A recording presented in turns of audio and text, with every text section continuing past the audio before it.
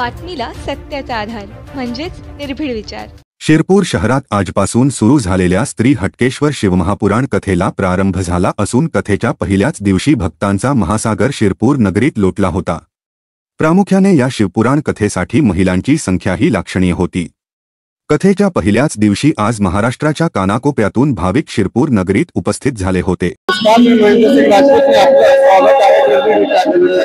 आपण आलो आहोत शिरपूरच्या शिवमहापुराण कथेच्या या प्रांगणावर, जिथे थोड्या वेळात पंडित मिश्रा यांची शिवकथा साकार होणार आहे।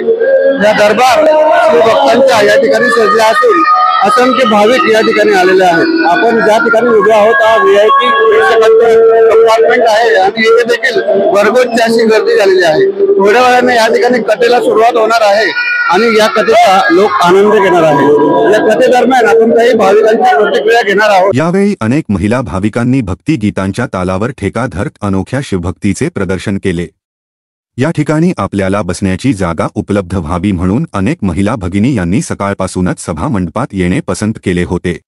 यावेळी काही भाविकांशी संवाद साधण्याचा आम्ही प्रयत्न केला तेव्हा त्यांनी आपल्या भावना देखील व्यक्त केल्या। मी स्वाती वीरेंद्र दीक्षित, मी शिरपूरला राहते आणि माझा अनुभव असा आहे की मी नेहमी टीव्हीवर कथा ऐकते आणि ती कथा ऐकल्यानंतर मला सगळे चांगलेच म्हणजे माझ्या जीवनामध्ये आनंदाचे क्षण येत आहेत।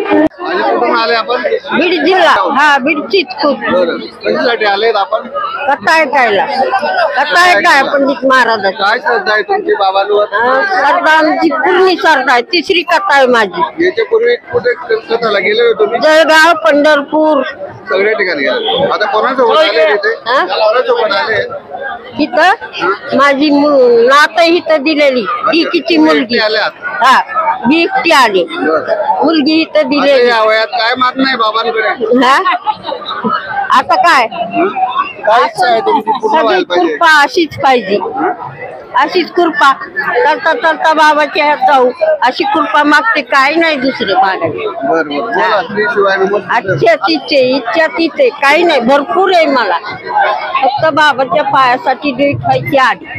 श्री शिवाय नमस्ते। शिरपूर शहरात संपन्न होणाऱ्या या कथेसाठी पोलीस प्रशासन, स्वयंसेवी संस्था आणि काही खासगी संस्था यांच्या मदतीने कडेकोट सुरक्षा व्यवस्था ठेवण्यात आली आहे। बाहेर गावाहून आलेल्या भाविकांसाठी खास करून थांबण्याची आणि जेवणाची सोयही शिवपुराण उत्सव समितीमार्फत करण्यात आली आहे। यावेळी अनेक लोकांनी भाविकांना बिस्किट, पुढे आणि पाणी वाटप करून आपली सेवा दिली। या कार्यक्रम प्रसंगी आयोजकांकडून देण्यात येणाऱ्या सर्व सूचनांचे नागरिकांनी तंतोतंत पालन करावे असे आवाहन आयोजकांकडून करण्यात आले आहे। आपण आनंद, उत्साहाने आणि भक्तिमय वातावरणात या सर्व शिवपुराण कथेचा लाभ घ्यावा असे देखील आवाहन शिवपुराण उत्सव